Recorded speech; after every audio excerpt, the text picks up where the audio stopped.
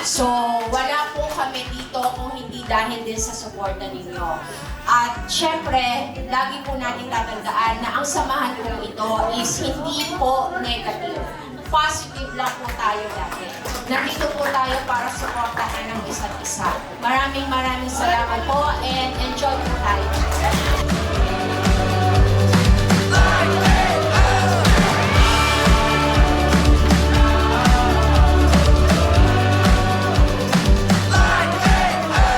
Lahat ng larangan, sa amin po, ang pinaka-importante, yung relasyon at pagkakaibigan.